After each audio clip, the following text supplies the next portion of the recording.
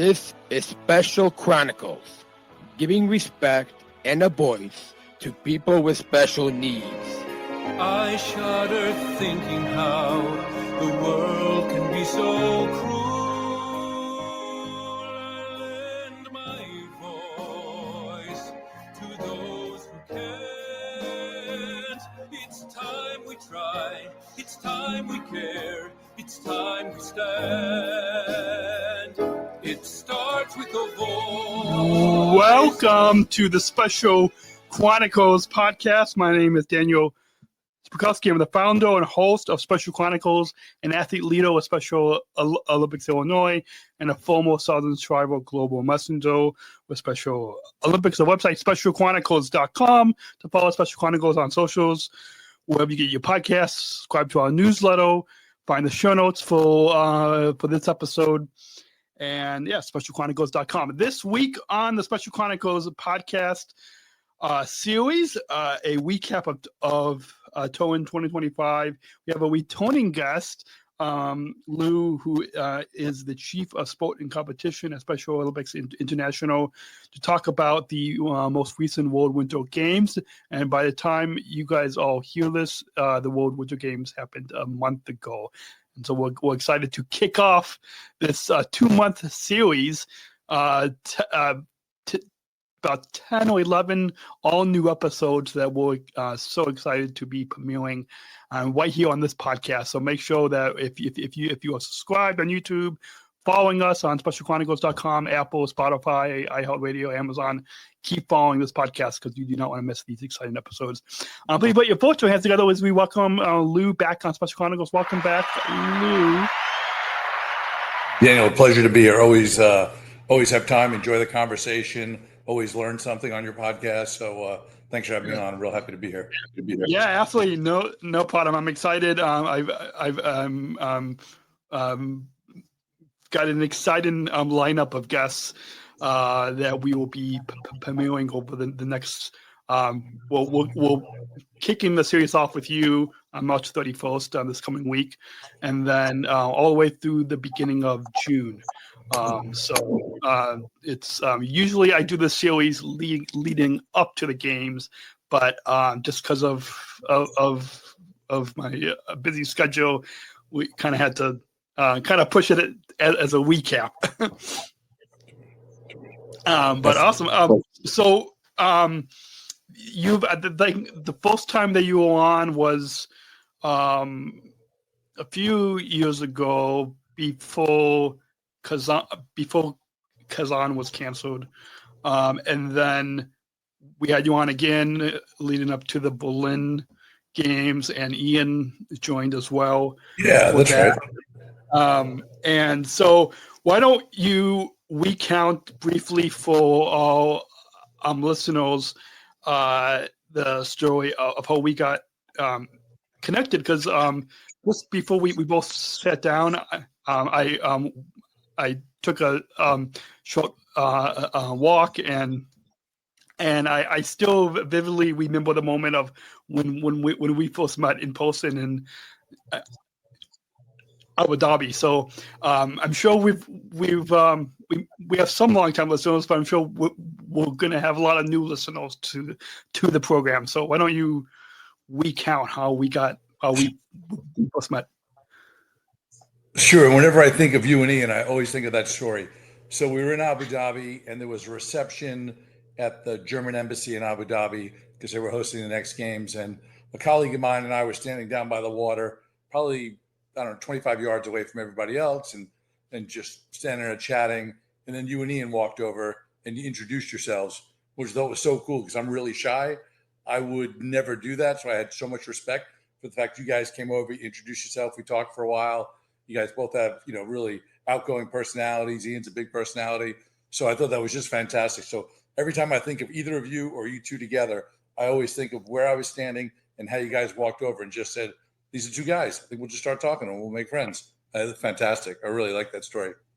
Awesome. Yeah, awesome. And I think that story really shows what the movement is about, what the inclusion revolution is about, that two of us at the time, well, we're now former Southern Tribal Global Messengers, but and then you being on staff, that we still, it doesn't matter what challenges Ian and I have, but we're still able to go up to each other and talk.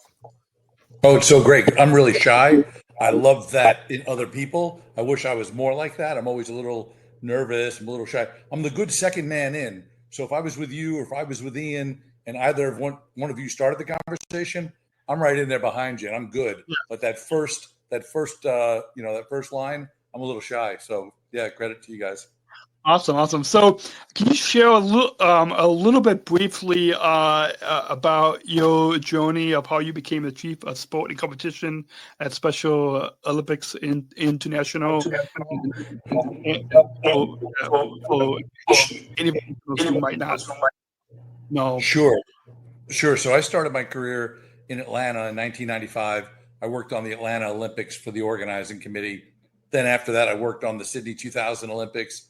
Then I worked on the Salt Lake Olympics. And then I went to work for the International Paralympic Committee, who some of you may know. And in the U.S., Los Angeles will host the next Paralympic Games. So went to work for the International Paralympic Committee. Then I went to work for the International Olympic Committee.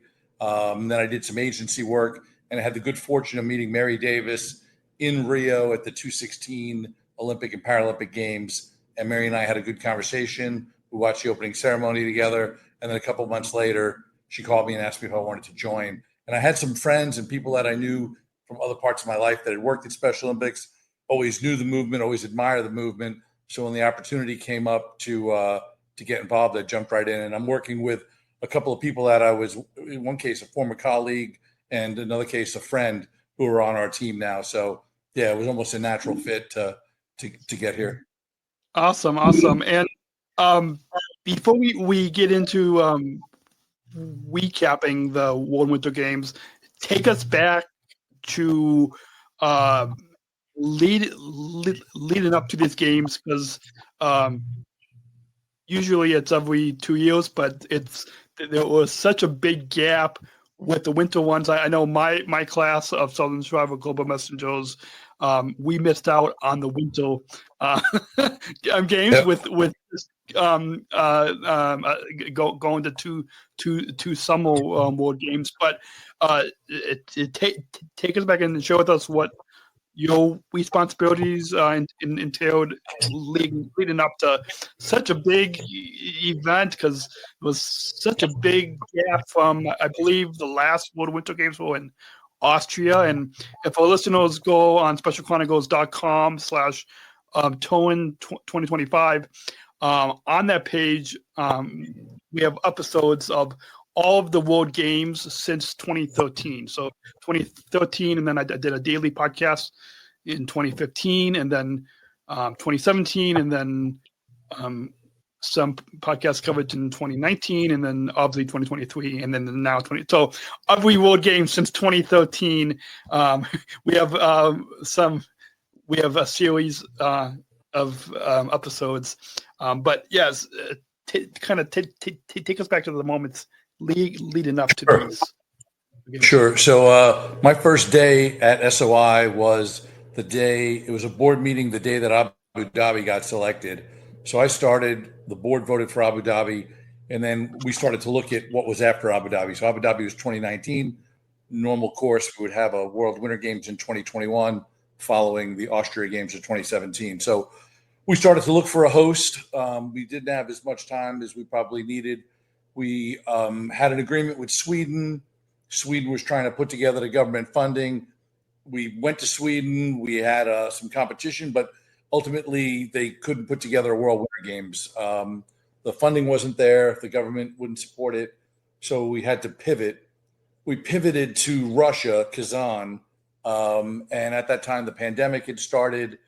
And then from the pandemic, there was the issue with Russia and Ukraine. So we wound up having to cancel Kazan and thus miss the window of having the games in 21, where Kazan was going to be in 22. And then we had to start looking. And at that time, we had a process going for 2025. We had two bidders. We had Turin in Italy, and then in Switzerland, Zurich, in the region around Zurich. So we were able in 2021, we awarded 25 to Italy, and now our next World Winter Games will be in 29 in Switzerland. So we're in a much better place now. Awesome. And we're going to go ahead and just take a short break to let all listeners know how they can support this podcast. Because if it wasn't if it wasn't for our supporters, then we wouldn't be able to keep the microphone on, keep the technology plugged in, the website hosting, audio hosting, video hosting. All of this is it's free for all of you to listen, but it costs money every month for us to keep this podcast and our programs going. And so we'll be back to recap the World Winter Games in Turin, Italy, with Lou right after this short break on specialchronicles.com. To let you all know that support for Special Chronicles comes from listeners like you. Please join our supporters with a monthly or one-time donation so we can operate our studio, continue our mission, give respect and voice to people with disabilities. Visit specialchronicles.com/give. That's specialchronicles.com/give. And if you want to access bonus content, including about a 5-minute pre-show of Lou and I just chatting after he got back from his walk, if you want to be able to watch that behind the scenes content, you can join now at specialchronicles.com/plus. I believe it starts at $10 a month and goes up, or just any one-time donation. You can join now at specialchronicles.com/plus to get access to that. Awesome. So Lou, the Special Olympics World Winter Games, as we both know, I'm sure some of our listeners know, it's a global event with athletes from all around the world. I know I was, you asked me in the pre-show if I followed some of the coverage, and I followed a little bit of the coverage, and then I was also getting some text messages from some people that I know that are over there, and one of Jenny Fortno, who's on the board of directors, and she actually she first started volunteering with Special Olympics in when she was in college 30 years ago, and now her son goes to Yale, and her son and some of his friends from college are volunteering. So it was kind of a neat mother-son type of like story. But she ran into some colleagues that I know from United Airlines who were over there, and so it was neat to be getting text messages. Yeah.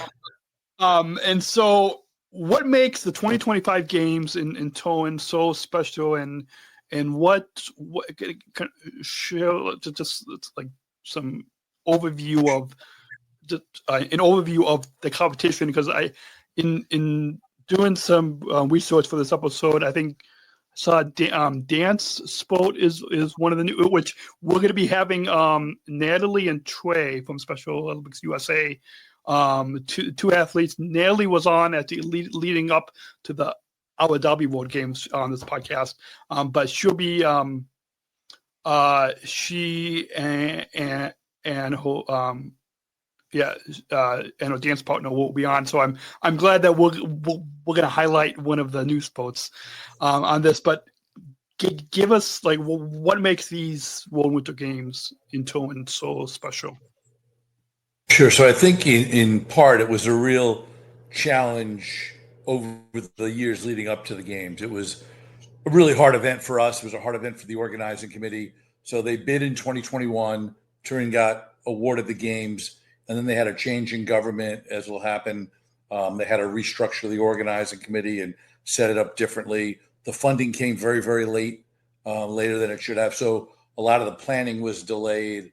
But in the end, all of that sacrifice, all the hard work, all the trips we had over there, all the stress was really all worth it. Everything came late, but everything came really well. I mean, it all came together really, really well. The media coverage was outstanding. The Italian media, everything from, I went out and saw LETR. I went to a couple of stops at LETR, and be with LETR is always fantastic. The LETR team did a great job. The final leg runners were great. So from LETR through to the arrivals of the delegations, the Global Youth Summit, we really got off to a great start with a lot of these events, and it built a lot of confidence leading up to the opening ceremonies, which were spectacular. And then from there, the competition and everything went really well. We had 100 delegations, about 1,500 athletes. As you mentioned, we had dance sport for the first time, 75 dance sport athletes from 26 countries. Everybody was really happy with dance sport. So the event came off really, really well. There'll be a nice legacy for SO Italy. The Prime Minister of Italy came and toured some of the venues, met with the athletes, met with the spectators. We had a board meeting, a lot of celebrities. President of Poland came. So really, it was hard to get there. You wouldn't want to do it this way every time, but it came really good at the end. It was fantastic. Awesome. Yeah, a lot of the coverage that I was following on Instagram and on social media was I wish I was there. We were trying to figure out how I could bring this podcast there, but that the sponsorship for that had fell through. Sure. So the maybe in 2020, Santiago 2027. Exactly. I'm hoping that I can get there. But briefly, you mentioned the LETR, and I knew there was a couple LETR officers in Illinois, my local program, that were over there. So it's exciting. I know my mom came out to the games in Berlin. She wanted to volunteer, but she couldn't be registered as a family and volunteer. So She ended up just being a family. But my mom actually studied in Berlin when she was in college, and my mom always tells people that she went. She saw the LETR when in Berlin at those games. So it was a lot of fun. I have the Eternal Flame of Hope that we have in Chicago. I think my Canon or Nikon, I took a picture and I blew that up by an 8x10, and I got that frame in my living room. I think my mom has it hanging, so it's an really original. Nice. An original photograph, but yeah. So the games, as we said, will feature several winter sports. Can you talk about how the athletes prepared for these sports, and how Special Olympics ensures that they are ready for challenges of these winter sports? Because I'm sure there are probably some delegations that might not have snow, and so what kind of how did either SOI or the local program or regions help to prepare that?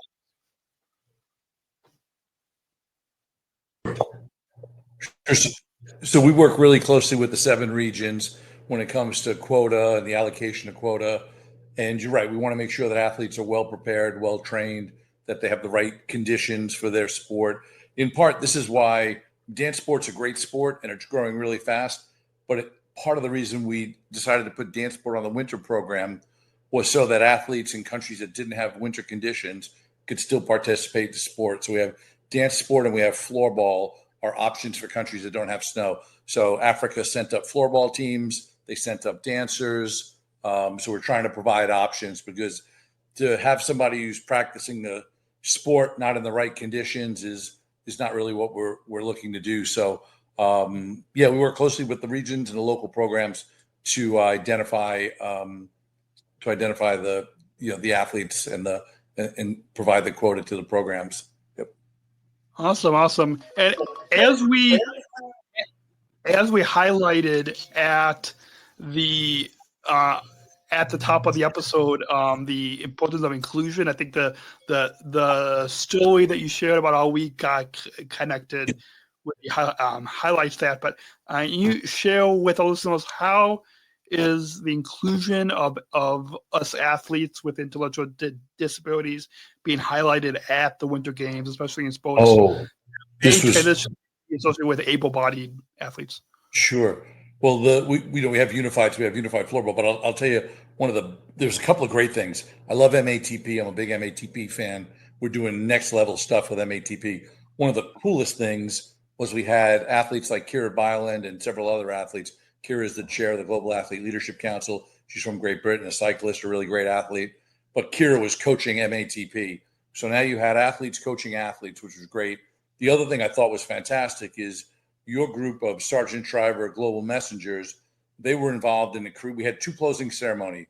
We had one up in the mountains in the snow, which is where I was. And then we had one in the city in an arena.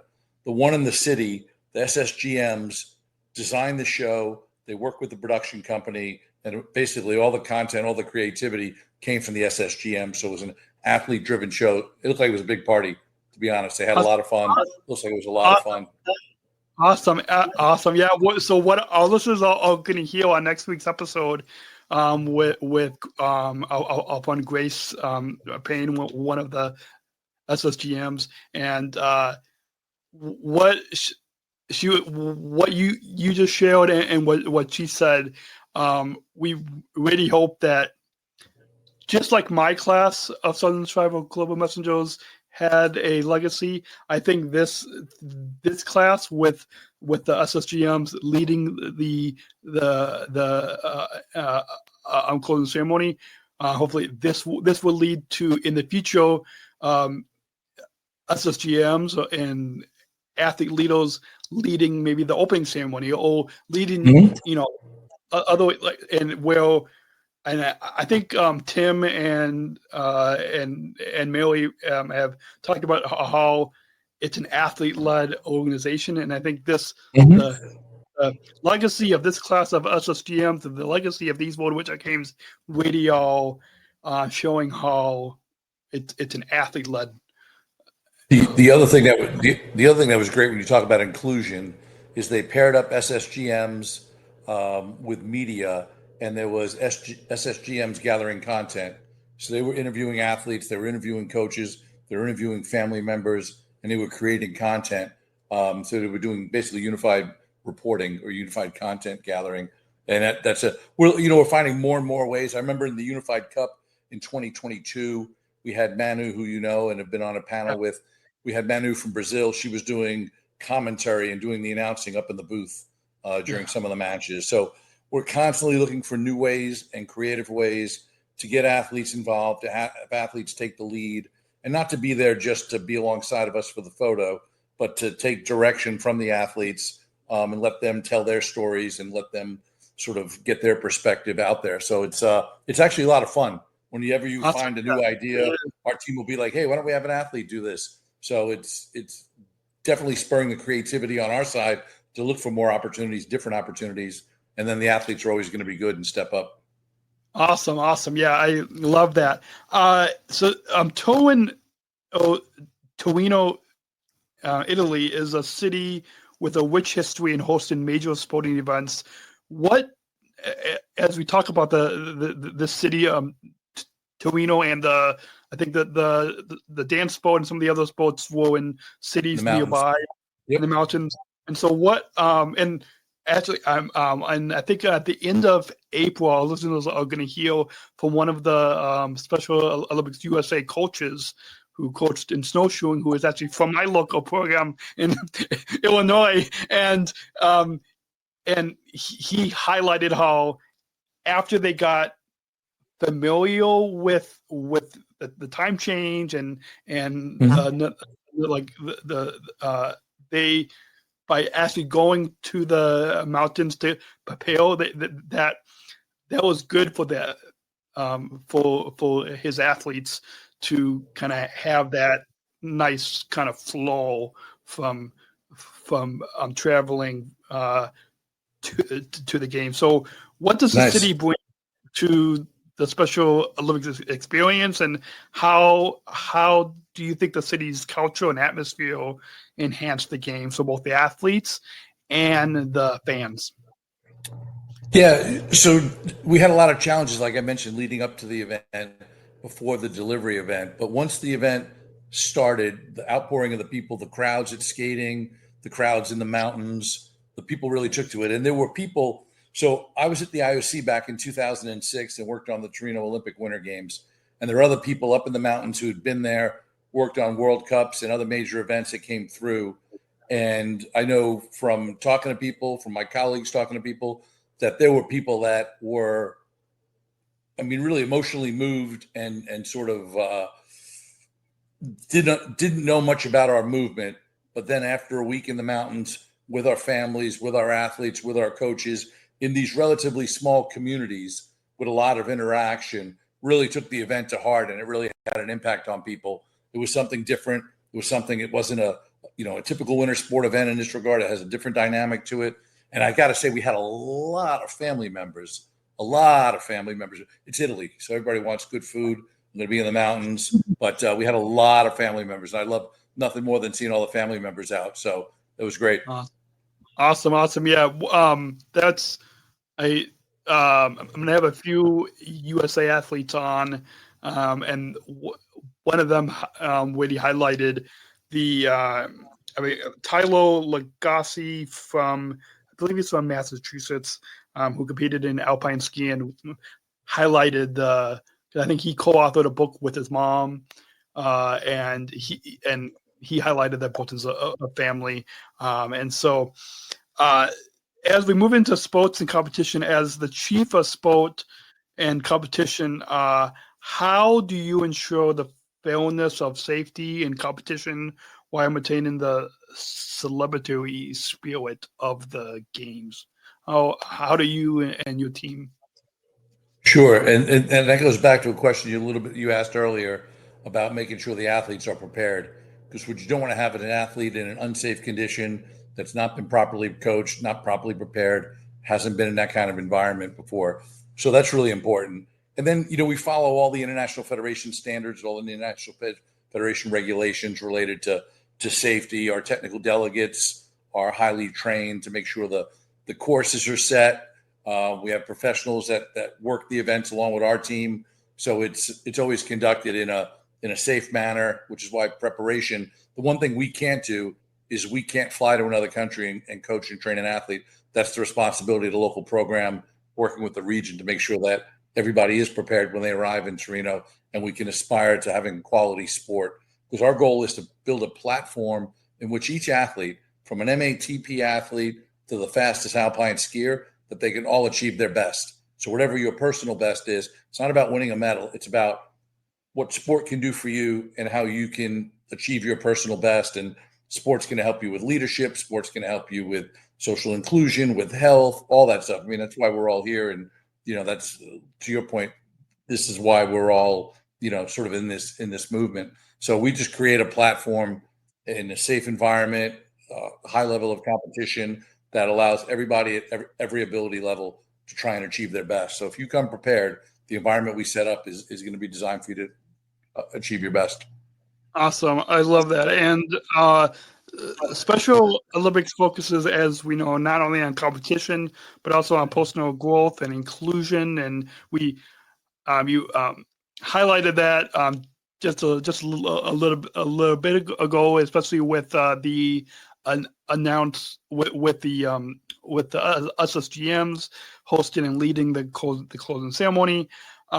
How are these values integrated into the sport events themselves, beyond just the medals and athletes? And what our listeners are going to hear in a couple weeks, I believe the 14th of April, with Tylo Lagasse.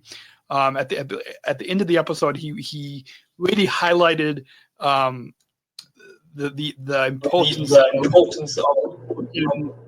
beyond medals.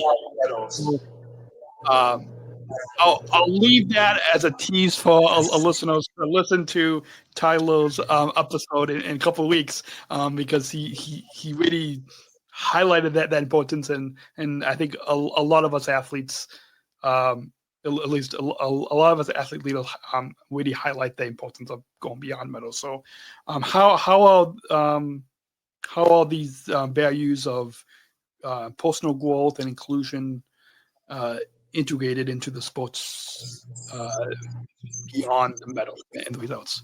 Sure. We're actively seeking more athletes who want to go down a path of being a coach, or we have a lot of athlete officials.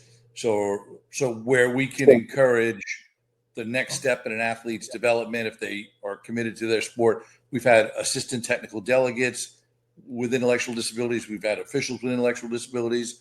We've had coaches. So we want every element of sport to be inclusive. So we have unified sport on the field. No reason we can't have unified competition management, officials, coaches, and everything that surrounds the field also be unified. That would be the goal. Awesome. I love that. And you mentioned about how we've had athletes as technical delegates. There's an athlete, Trent Hampton. I don't know if you've met Trent, but he is featured in a documentary called All You Hear Is Noise that we had a screening of it in Berlin, and Trent was actually on this podcast leading up to the Abu Dhabi World Games, and he competed in the triathlon event. And I've been a film consultant on this film, All You Hear Is Noise. But Trent has since then he's been a technical delegate at the Berlin World Games as well as the USA Games in Orlando. But I don't know if you've had a chance to meet Trent. No, I haven't, but I want to see that documentary. John Paul and our team, he was able to go to the screening in Berlin. I was not able to go, and he said it's one of the best documentaries about what we do. It is.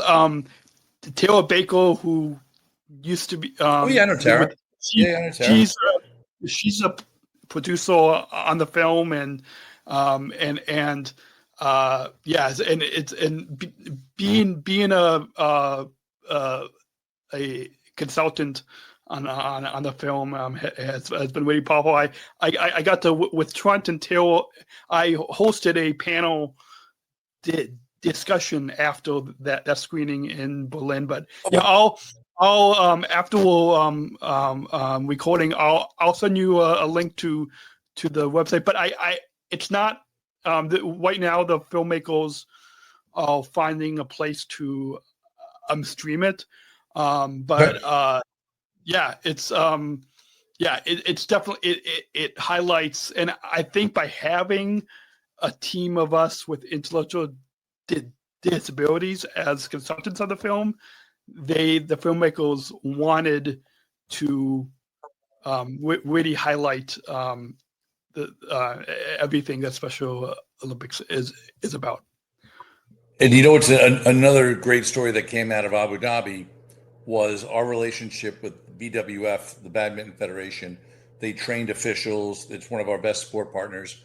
But they trained officials in the UAE who had intellectual disabilities, who weren't only officials for unified badminton, they were officials for UAE badminton.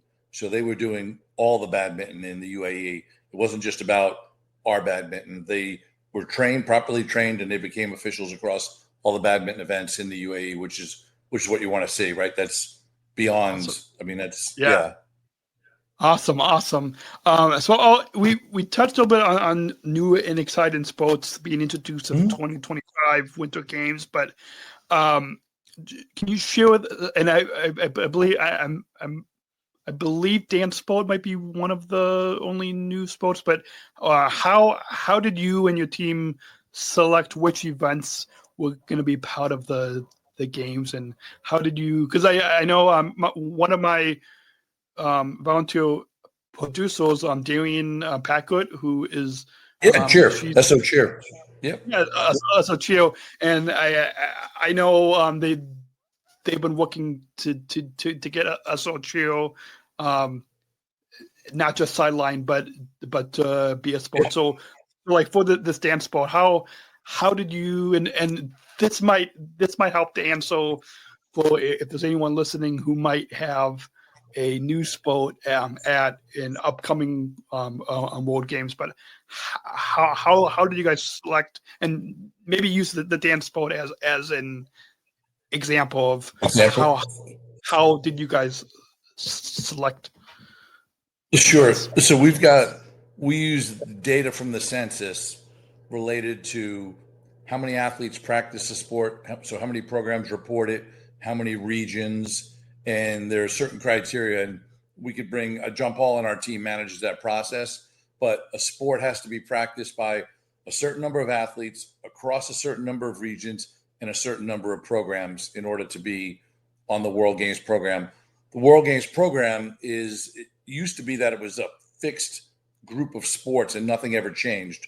But as we know in life, some sports become more popular, some sports become less popular. You get new sports that didn't exist. Pickleball didn't exist 50 years ago. Now pickleball's on fire, right? So we've got to react. We're no different than any other sporting organization. We've got to react to what people are doing. If we go back and say, well, you got to do a sport from the 1960s that nobody's doing anymore, we won't remain relevant. So we have to change and adapt. And it's all data driven. It's all on the number of participants. There's gender elements to it. There's regions, number of programs. And then we try sports. So in Berlin, we had field hockey for the first time, which is great. The federation, the Field Hockey International Federation, has been really super supportive. They came, they brought officials. That sport's growing. Other sports maybe aren't growing as much. That's a growing sport. Rugby is starting. We get calls all the time. So John Paul is working with curling. Curling's trying to grow, and maybe it'll start in North America and grow from there. So we always try and support the sports, get them with the programs, help with the introductions, and then, they can grow the sport from there. But we're always open to what's new, as long as it's safe. There's an international federation, so it's a, legitimate governing body that we can work with. Awesome. And I think as you were talking, another sport that has started is unified bag. So cornhole. Yeah. That's what it. And I know that my local club agency just in Illinois. I think we just started that a couple years ago, and so. That's another a sport, and I know we've had other sports that like I think the figure skating went away in my local program, but so it's neat to kind of to hear how you determine which events are popular, and I'm sure I don't think we have pickleball in Illinois, but I think so. Virginia has pickleball, and so it'll be interesting to see at the next 4 games what new sports. Sure. Is there? Sure. I know that it's still a few years away, but is there any? You don't have to give too much of a sneak peek, but is there any new sports that you and your team are looking at? So for Santiago, what we've done is we've gone to like a flexible sport model. So another part of the games is making sure that the host of the games, the host country, the region, that they have some input into what the program looks like. So we've set, here's a certain number of core sports. You must host these sports. These other sports are optional, and then propose sports that may be popular in your region, sports that you're trying to start. So there will be some different sports in Santiago, Chile, come October 2027. We will have a few different sports, and it keeps it nice. It keeps it fresh, awesome. And we're following what everybody else is doing. So it's not, awesome. We're off doing our own thing. We're following what the rest of sport is doing, this sports awesome. That are growing in popularity. And then the other thing we always focus on is keeping things balanced. Like we're trying to achieve, and we will in Chile, we'll have gender equity. We'll get to 50-50. We're almost there. In Turin, we made a big step up from Austria. So we've always got to keep that in mind, make sure that we'll be fully inclusive. Awesome. So the next World Games in Santiago, Chile will be in October 2025. Is that 27? In 2027, that's right. I know it's been a long week. 2027. So, listeners, if you're listening, you can mark your calendars. If you're an athlete, you can start training. Coaches, I'm sure that those we actually, I think, had a listener who I actually met. She lives near me, but she volunteered in Berlin, I believe, at those games. Nice. So, Nice. yeah. So I have to say that's another thing we're seeing. We're seeing people who are coming back to our event, the delegation assistant liaison, so the dolls. There's a group of dolls that come to the events as volunteers. That I volunteered in Berlin. I had to come to Torino. I got to figure out how to get to Chile.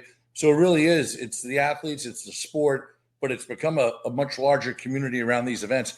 And we're debuting new single sport events. We've got the 2026 Unified Cup. Bids are coming in. We're about to make an announcement on April the 10th for a new international sport and a single sport event like the Unified Cup, but a different sport. We're having good conversations around 2031 for the next World Summer Games after Santiago. And then we're having conversations for the next Winter Games after Switzerland, so 2033. So we've really gotten out in front of it. We're providing more opportunities, and we're just trying to work further upstream, if you would.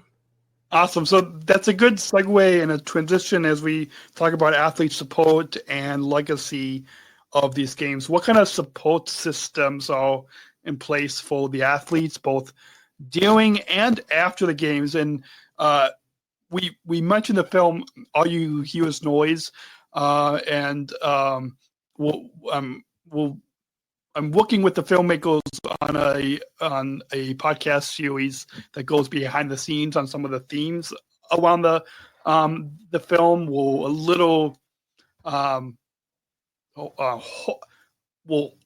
Hopefully we can premiere that at the end of this year, but we're still working on the series. But what the film All You Hear Is Noise is really, I think, highlights is.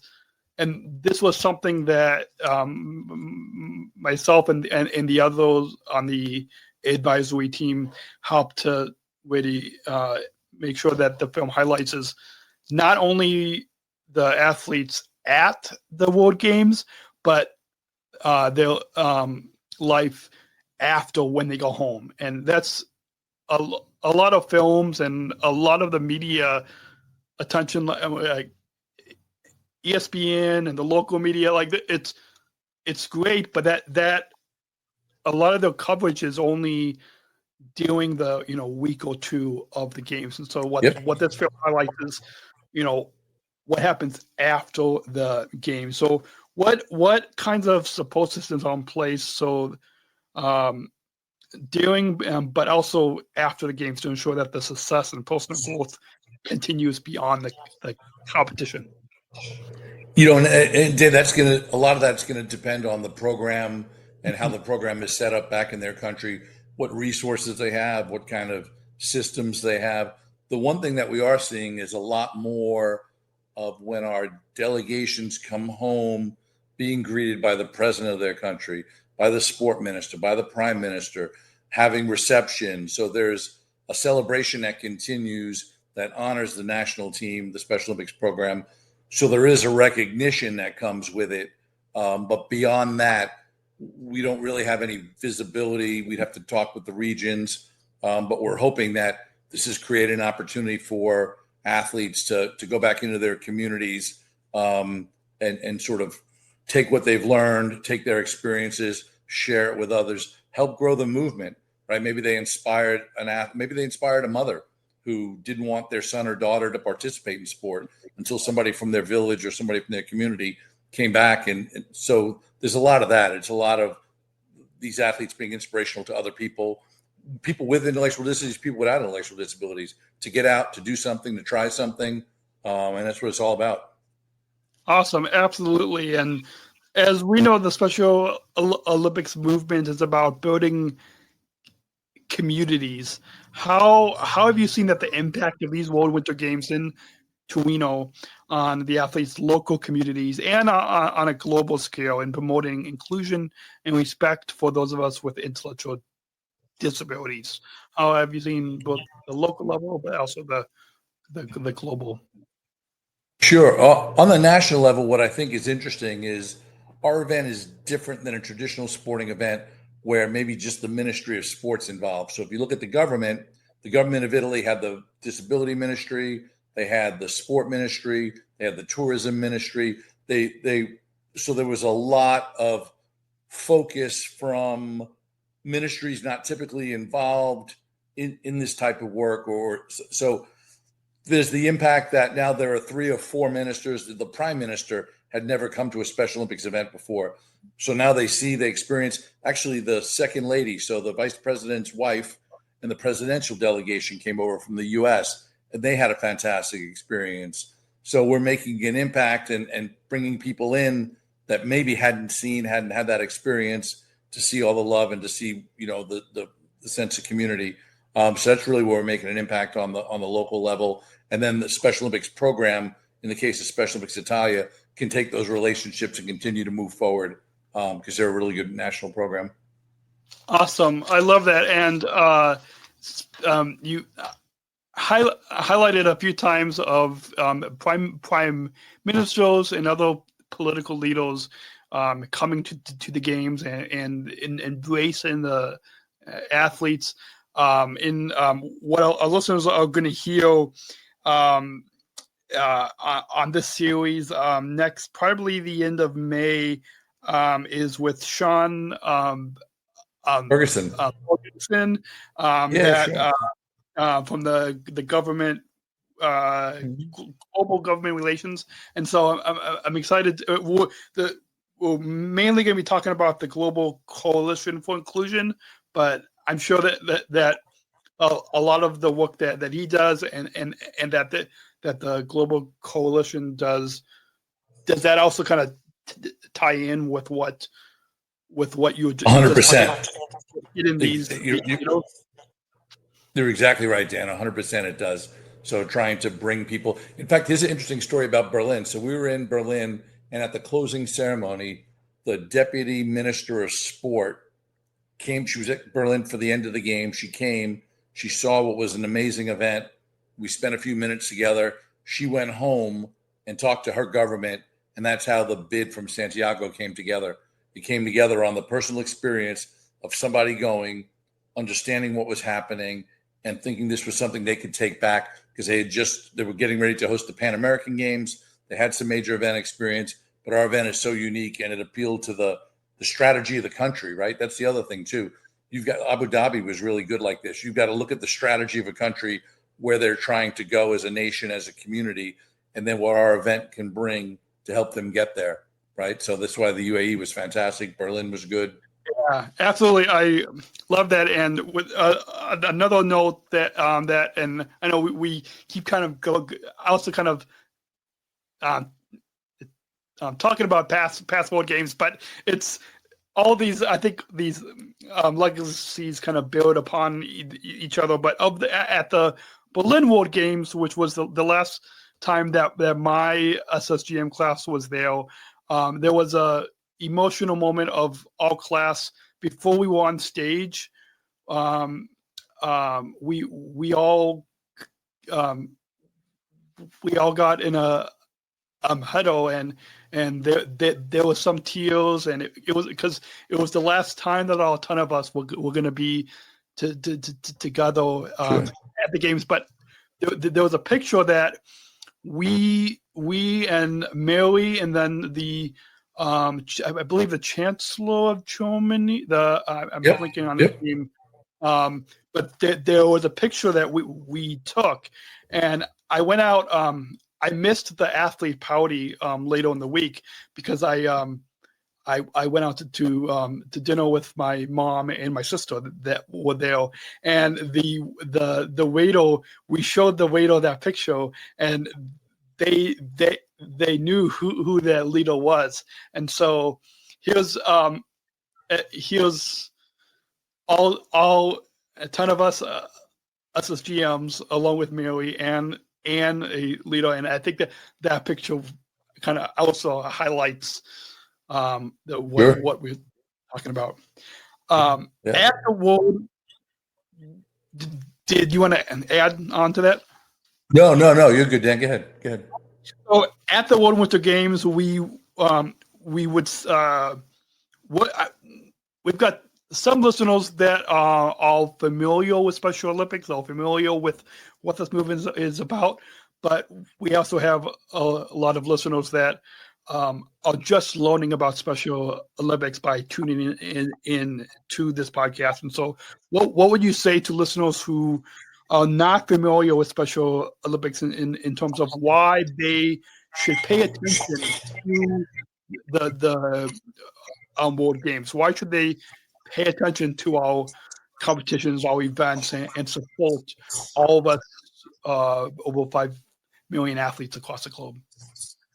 Sure. I mean, I think if you're involved, and everybody should get involved, there's a program, a sub-program, no matter where you live, we're there. And it's a great movement. It's a real sense of community. There's something in there for everybody. You might not like sport, but there's something else. There's dance. A lot of times people say, "Oh, I don't like sport, but I love dance." But there's something in there for everybody. But as far as the World Games, I mean, I think that's a celebration, right? It's a celebration of all that we do. We have education going on with summits. We've got the Global Coalition on the government side. We got healthy athletes. Healthy athletes is amazing. Cannot stop talking about healthy athletes and the great work that they do. So there really is. It brings all of our work together in one place for a celebration, and it brings us to new countries, to new markets. I mean, Santiago will be the first games in Latin America, so we'll get the whole region behind it. The media is turning out more and more. We had a lot of media coverage in Italy, and it was really, really good. So, I would say it's our most visible platform to try and raise awareness. You know, we're very well known inside the United States. Outside of the United States, we're still growing. People are still finding out who we are. So it's a great vehicle for all of that. Awesome. I love that. We're going to take one final break to mention a couple of our sponsors, and then we'll get back to the final segment as we look to the future and get to some final thoughts as we wrap up. I know we're going a little bit longer than what we initially talked about, but it's great to kind of give this overview of the games. So we'll be back with Lou, SOI Chief of Sport and Competition, after this final break right here on SpecialChronicles.com.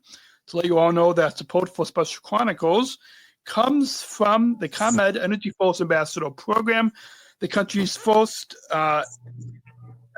energy and solar efficiency education program designed for and taught by people with disabilities. Learn more at specialchronicles.com/ComEd. That's specialchronicles.com/ComEd. And support for Special Chronicles comes from United Airlines Bridge Disability Business Resource Group, connecting people of all abilities.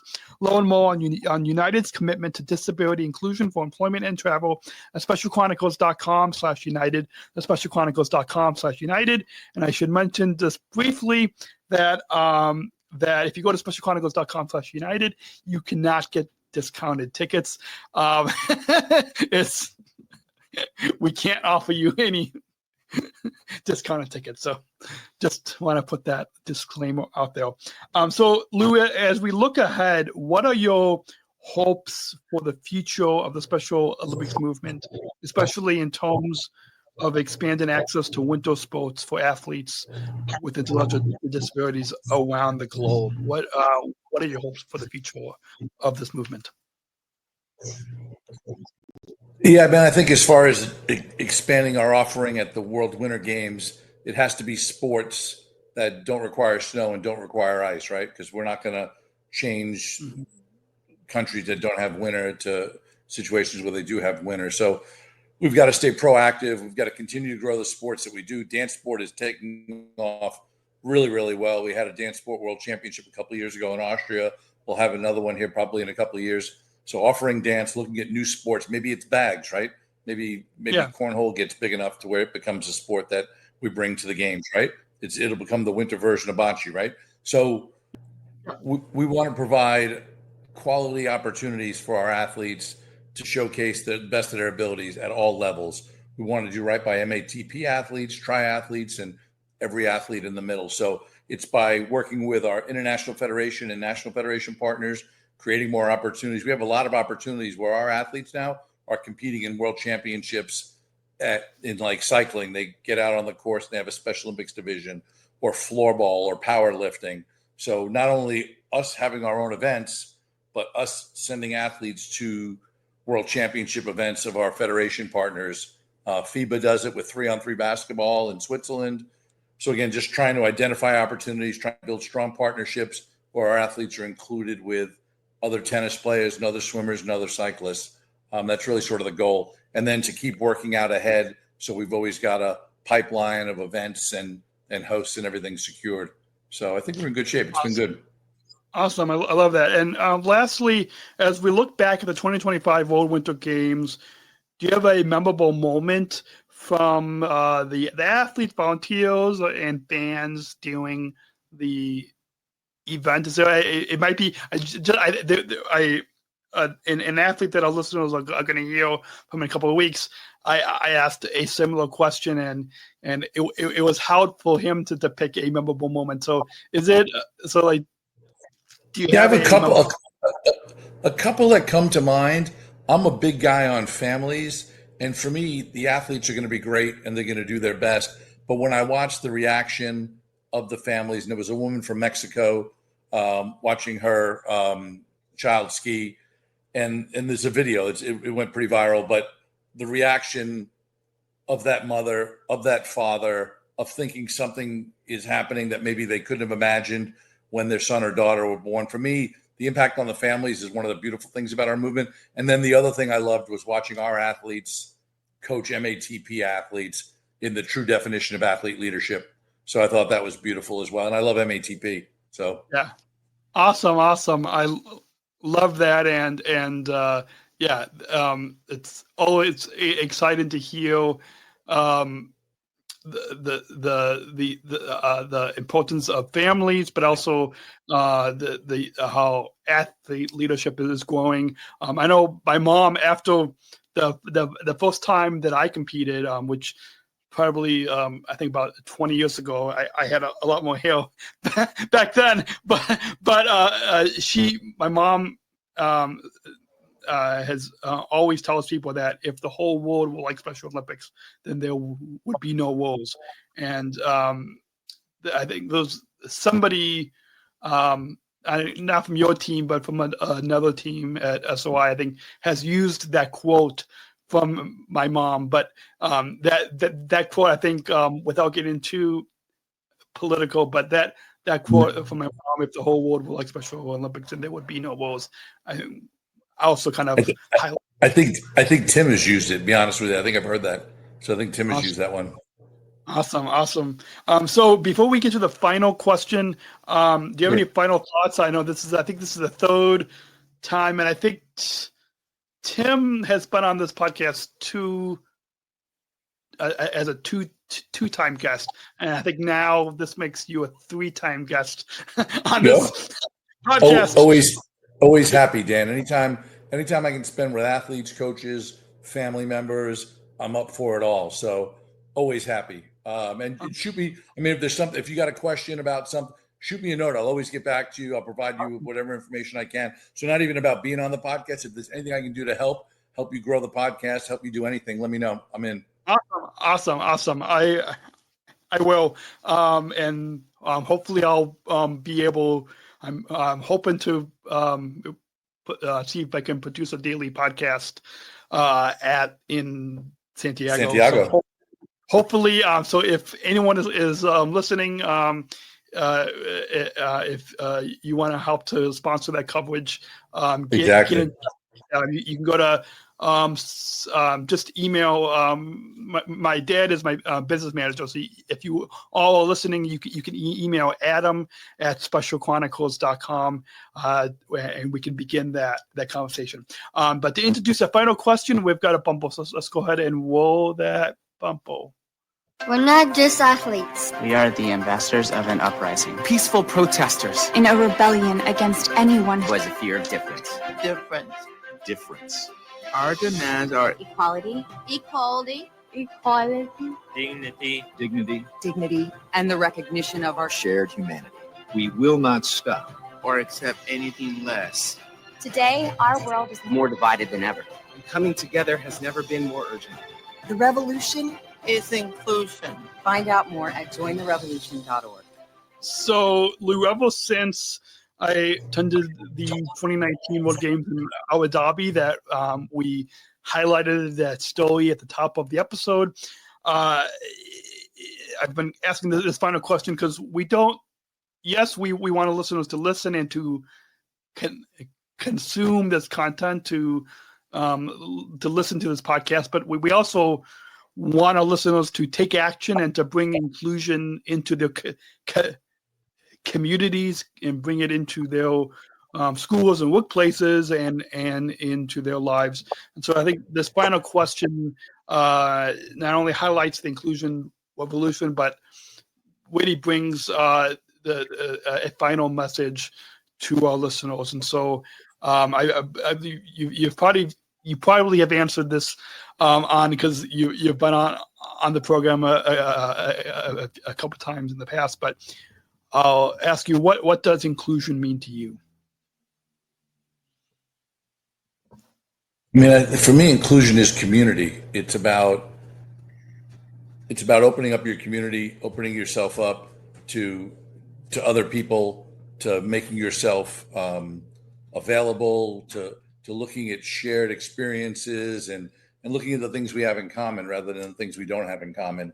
So this is why, for be it sport or whatever you're into, that we do have a lot more in common than we don't have in common. And people tend to focus on the divisions, but there's more to be said for what we have as part of humanity, right? Part of the world and everything. So like you guys walking up to us in Abu Dhabi, I have a shyness that, like I said, I'm the second guy in. I'm good. We can have a laugh.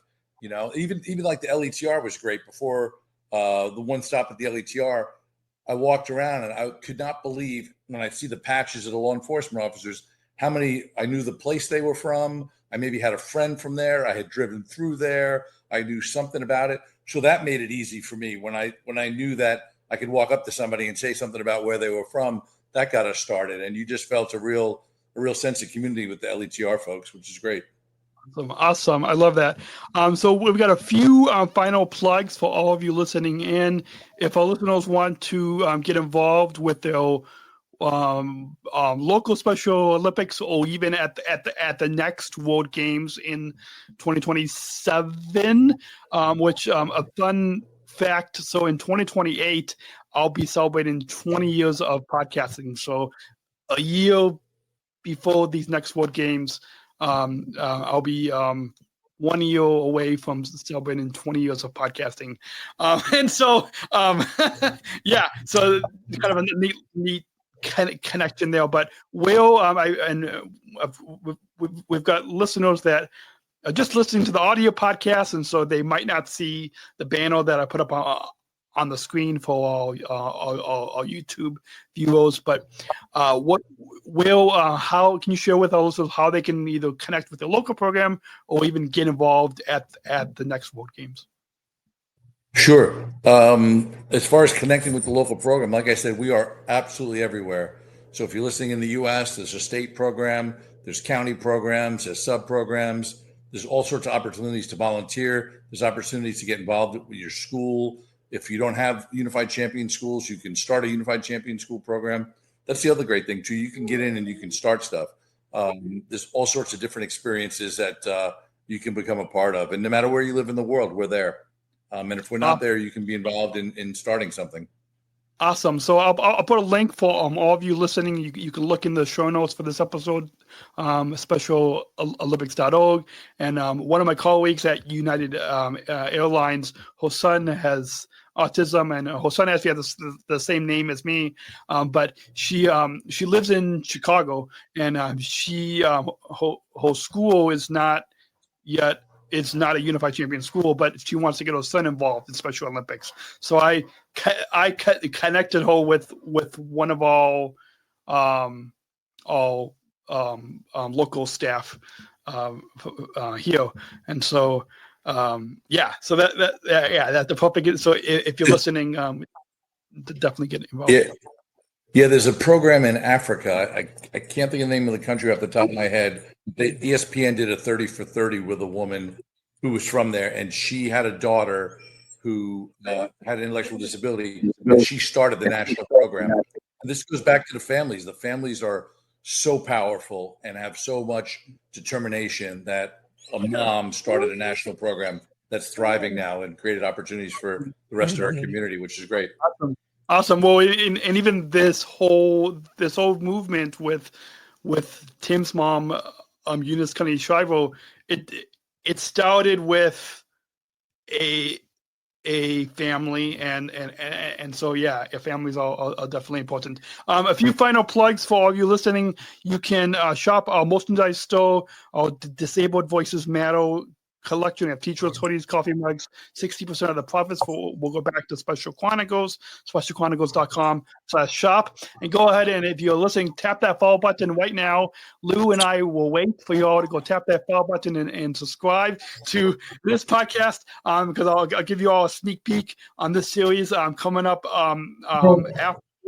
We'll be talking with Grace Payne, a Southern Tribal Global Messenger, Tyler, who competed with Special Olympics USA in alpine skiing, Mary Malvin competed with SO USA in snowshoeing, Jim Blumen is a coach who coached in snowshoeing, and then Natalie and Trey competed in the dance sport, Nick Mills competed in alpine skiing, and then we'll be talking with a few people who will on part of the Global Youth Leadership Summit. So we'll be highlighting that, as well as the Global Coalition for Inclusion.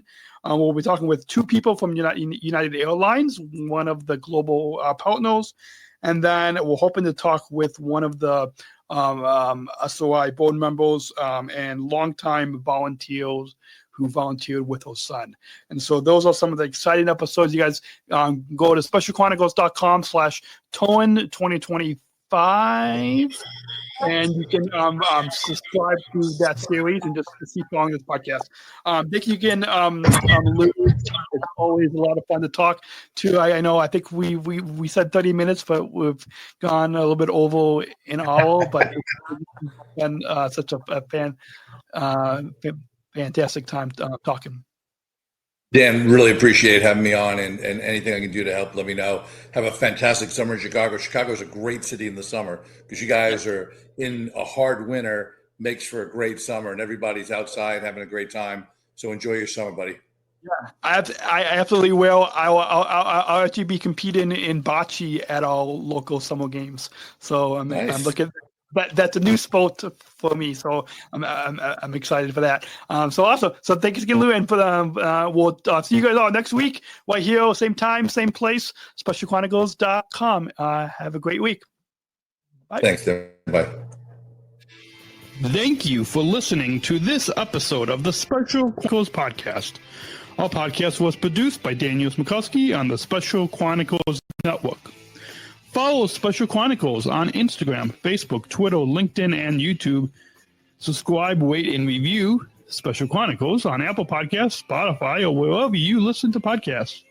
Our website, specialchronicles.com, where you can stream our archives of over 500 episodes absolutely for free.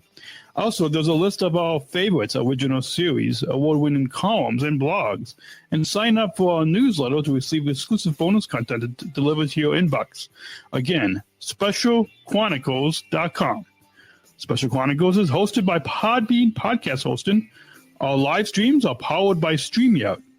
Thanks, as always, to our business manager, Adam Smrokowski, who always encourages us to never give up. I'm Daniel Smrokowski, back next week with more stories. Special Chronicles, giving respect and a voice to people with special needs.